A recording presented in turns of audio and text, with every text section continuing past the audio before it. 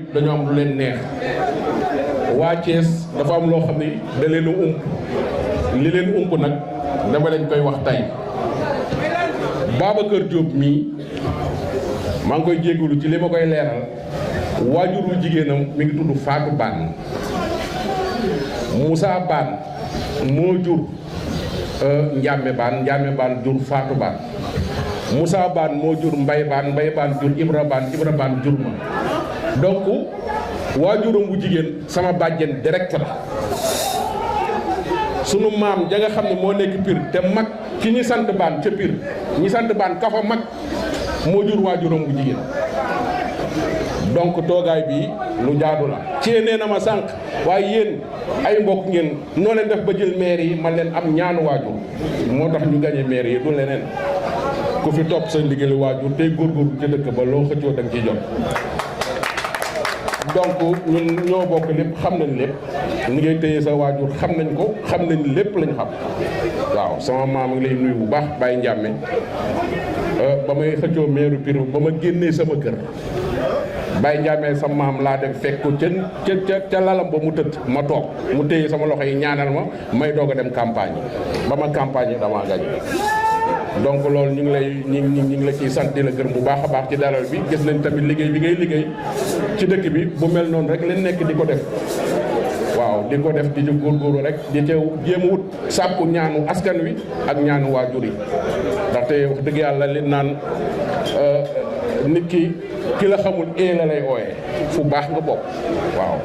sa maam yëpp ba baax ña nga ca Pire donc na ko waa Thiès xamee loolu nag côté waajuram muy jigéen la may nuyu tamit encore ci maa ngi leen koy wax léegi ba ñuy xamante mat na ñaar fukki at ñoo nekkoon Ndakaaru nekk ay booy di noos Ndakaaru foofu laa yem jarul nga may commence foofu laa yem ñoo nekkoon Dakar daal di noos mën a yow ak masali te lépp rafet donc suñu demee ba lii am ma nekk maire Babacar ñëpp Diop nekk maire ñu toog fii ngi invité ñu ci lii dañ ci am vraiment fierté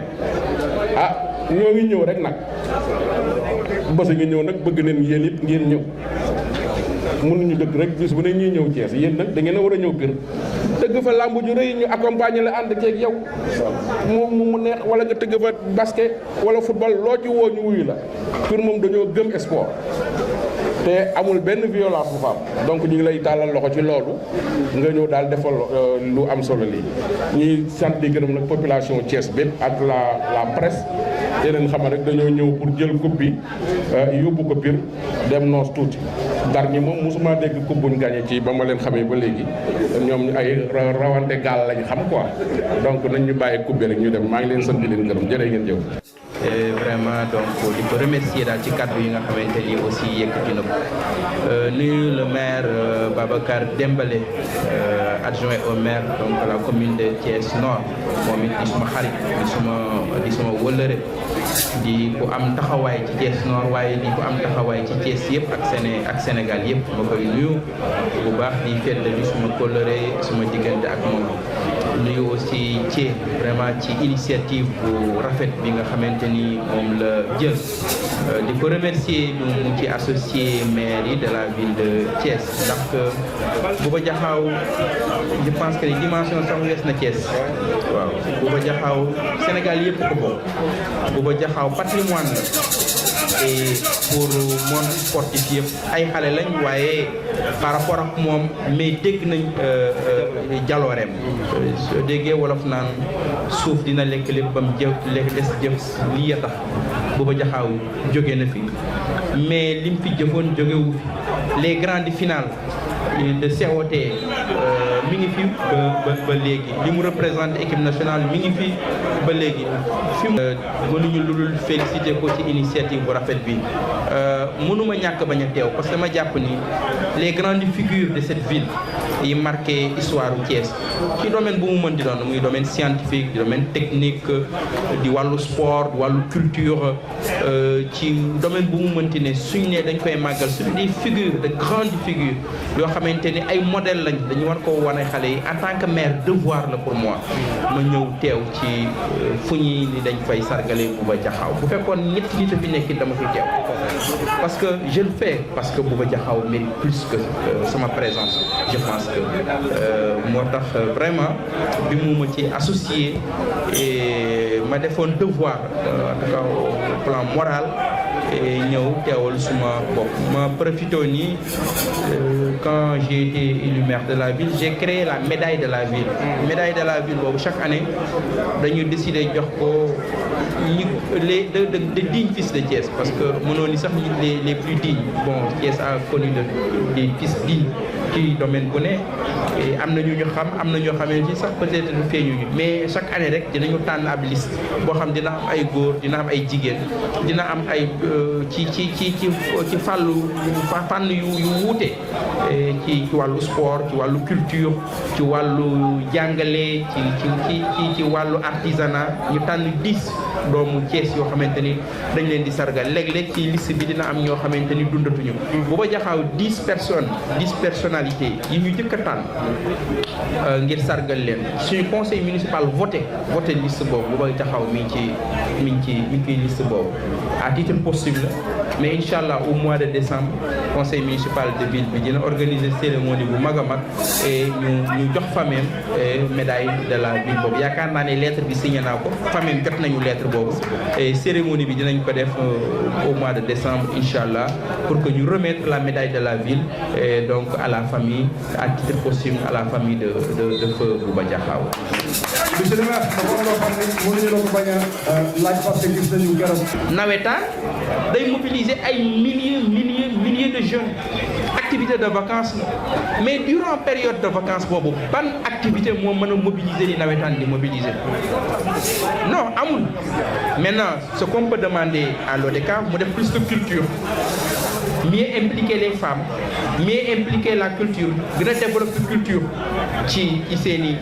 activité gën a développer un programme de civisme boobu yar xale yi ci wàllu comportement ci stade yi daf ci bokk def programme ci xeex violence daf ci bokk et je pense que su ODCAV gënee góorgóorlu ci yooyu et j'irai très loin et je l'assume awma ci li may def tâtonné wu ma ko bu làmbatuma ko c'est pas de la politique politicienne lu ma xam la et am naa argument yi c'est pour que ñu permettre à toute cette jeunesse là et mais vous jugez nawetaan ni mu méttee et vous jugez que ni li ciy génn ci ay xale di peinture seeni mbedd li ciy génn ci énergie bu match amee ba ay heures yi nga xam da ngay gis rang yi bi ñuy jaay billet vous pouvez penser que ni c'est normal équipe gagnée ñu koy jox ay 1 million non je pense le seul problème bi ma am ak aujourd'hui le mouvement nawetaan problème bi ma am ak ODCAV wax naa ko keroog tirage coupe du maire bi et je dis c'est le comportement des supporters suñu arrivé endiguer la violence et dinaa def encore ci sport bi ci mouvement nawetaan bi jàppale leen nan lañ leen di gën a réorganiser nan la ñu gën a mën a diversifier seen activité ci wàllu aada ak culture ci wàllu civisme ci boppam yooyu yëpp gën a feeñ ci seen i activité et man dinaa ci gën a dugal suma loxo bu baax a baax. merci beaucoup. ñu defal ko lii. voilà léegi ñu gis ni que yow aussi lii mu méttee monsieur le maire noonu la méttee muy wàllu violence bi ba tax na tournoi yi nga amal ca Diakhao amal ko fii ci stade Maniang Soumaré yëpp non à la violence nga ko def lan moo wund loolu. c'est parce que 2 ans yi nga xam ne passé nañ ko chaque fois nawetaan yi duñu yegg ci ay xeexoo ay xaañante ay waxante lu ñaaw te bu njëkk football laaju lool football jàmm la football salam la football famille la day boole waaye du xaajale donc c'est là que ñu gis monsieur le maire ci taxawaayam ci biir Thiès lépp nekk jàmm moo tax tey ñun mënuñu dem fenn te duñu jaar ci moom donc voilà c'est pour cela que ñu xam ne aussi nawetaan mag ñi xëy na buñ leen indee dinañu wane xar kanam boo xam ni xale yi dinañ ci jàngal.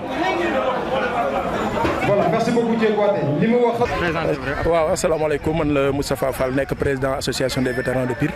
ñëwoon nag ci final bi nga xam ne nii moom la label Thié production bu Thiès organisé waa Pire nag vétéran Pire yi bokkoon ci ñu dem vraiment 8e de finale dem quart de finale dem demi finale dem finale gagné ko tey jii ñu nag waa Bargny la woon ñu gagné leen par tir au but ñoo njëkk a dugal après ñoom ñu égaliser ñuy encouragé waa Bargny di féliciter aussi équipe bu Pire bi mais di profiter ci occasion bi aussi di remercier vraiment label Thié production ak ñëpp ñi nga xam ne ñoo koy jàppale di remercier sunu frère Cheikh Mbaye Khou nga xam ne nii moom fii la dëkk Thiès mais yàgg na football ci Pire yàgg fee def jaloore mais di remercier aussi encore une fois sunu maire monsieur Ndoye Bane wax dëgg yàlla tey ñëwaat na teew te daaw bi ñu demee final tamit dafa ñëwoon teew nekk ak ñun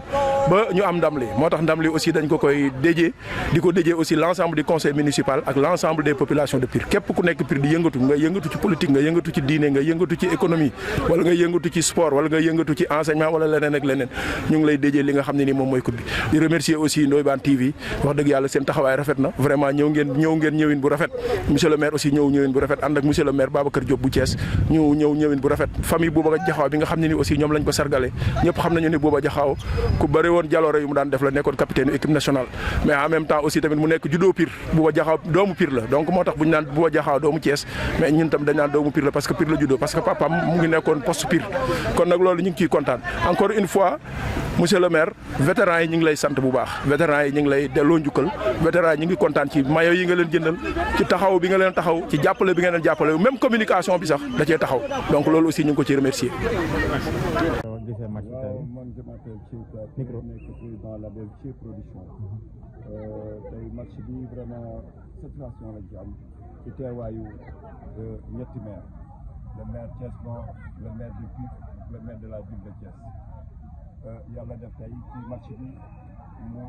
nekk ci diggante Bargny ak Pire yàlla dogal Pire gagné ko donc dañuy féliciter Pire vraiment encourager Bargny lii vraiment tournoi la boo xam ne aussi ki ñu ko doon defal il est natif de Pire Thiès la nekk mais fa la juddoo Bouba Diakhao nga xam na ko kon tey bu ko Pire jëlee du hasard xamuñu lu muy féliciter Ndoye Bane ci taxawaayam mu nekk nag benn nit boo xam ni moi je dis que ni Pire amel nañu njukkal Ndoye Bane parce que maire la boo xam ni il est toujours ci askanam maanaam maire la boo xam ne dafa jege population Pire donc damay naan maire yu bari nañ jël ci moom exemple parce que vraiment jàmbaar la te vraiment bëgg na Pire Ndoye Bane au delà mu nekk maire Pire avant mu koy nekk sax dama ko doon wooye monsieur le maire de Pire parce que fu mu toogee ci télévision Pire lay ndamoo Pire lay tiitaroo donc loolu dañ koy bëgg ci bépp maire dañ koy bëgg ci bépp doomu adama boo xam ne rek da ngay bëgg sa askan donc maire Bane maa ngi koy félicité ci équipe bi nga xam ne am na ndam di ko ñaanal aussi bientôt rek maa ngi ñëw Pire concernant ça sax parce que mu ngi doon wax affaire sport yi pour ñu délocaliser ko Pire lan nga si xalaat si impression si loolu. waaw loolu xalaat nañu ci man ak moom xalaat bu rafet la maa ngi préparé nag drapeau lamb drapeau Pire ànd ceeg les vétérans de Pire incha allah rabi c'est pour bientôt dinañu ñëw xool mbër yi nga xam ne dañ fa nekk ñu xool mbër yi nga xam ne aussi dañu nekk Thiès te am taxawaay ñu fas yéene def grand combat bi drapeau Ndoye Bane incha allah. Merci. Je m'appelle Mamadou Moustapha Fall, président de l'association des vétérans de Pire. Je tiens vraiment à remercier le label Thié Production pour cette grande manifestation qui a eu lieu aujourd'hui à Thiès. L'équipe de Pire était dans la compétition, a gagné son 8e de finale, son quart de finale, sa demi-finale et aujourd'hui l'équipe de Pire a aussi remporté la finale face à Bargny. Un match vraiment très disputé avec une équipe de Bargny accrocheuse, mais heureusement donc l'équipe de Pire a remporté la victoire. Et cette victoire est une victoire de Pire, mais en même temps une victoire du département de Tivaouane et une victoire de la région de Thiès. Parce que parmi les 16 équipes qui étaient dans la compétition, il y a Pire pratiquement qui aujourd'hui a remporté la palme. Je tiens vraiment à féliciter les joueurs, l'ensemble de l'encadrement, mais aussi je remercie et félicite aussi monsieur le maire Mamadou Ndoye Bane qui nous a accompagnés depuis le début. Et aujourd'hui, lors de la finale aussi, il a acheté un lot de maillots pour l'équipe, des équipements vraiment tout neufs, mais en même temps aussi, il a apporté sa contribution pour la logistique, pour le déplacement, mais en même temps aussi pour la communication et la restauration. Je tiens vraiment à le remercier, mais en même temps remercier aussi toutes les bonnes volontés qui ont appuyé l'équipe des vétérans depuis pratiquement donc qu'on a commencé cette compétition-là. Encore une fois, cette équipe des vétérans est une équipe de Pire. C'est des anciens footballeurs qui aujourd'hui sont devenus des pères de famille, de très grandes personnalités. Il y a dans le groupe des opérateurs économiques économiques, il y a des professeurs, il y a des enseignants islamiques. Donc il y a pratiquement une multitude de personnes aujourd'hui. Ce qui veut dire donc qu'il faudra vraiment appuyer cette équipe des vétérans. Et encore une fois, l'ensemble des vétérans aussi dédie cette victoire à toute la commune de Pire. Aussi bien Pire Intramuros que pratiquement aussi tous les autres villages de Pire. Encore une fois, chapeau au maire qui nous a accompagnés et qui est venu jusqu'à Thiès aussi, accompagné de son frère Babacar Diop, maire de la ville de Thiès, qui vraiment ont rehaussé surtout cette manifestation. Encore une fois, merci beaucoup et à la prochaine fois. Encore une fois, Pire ca kanam, Pire ca kanam, Pire ca kanam.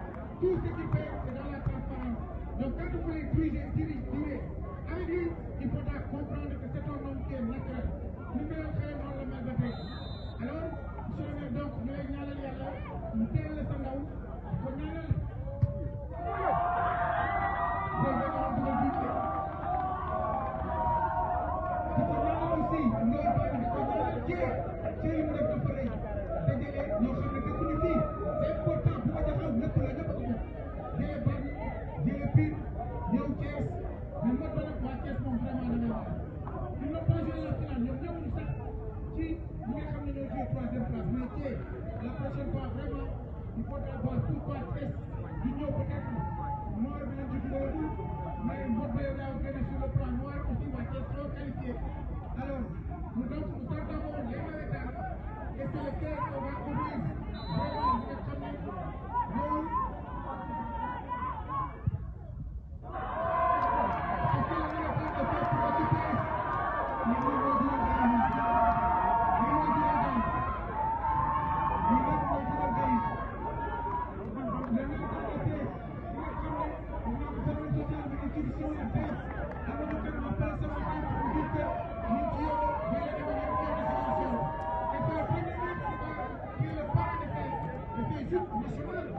Monsieur Spencer a donné son effort pour parrainer les fêtes nationales édition 2025. Et nous, on a envie de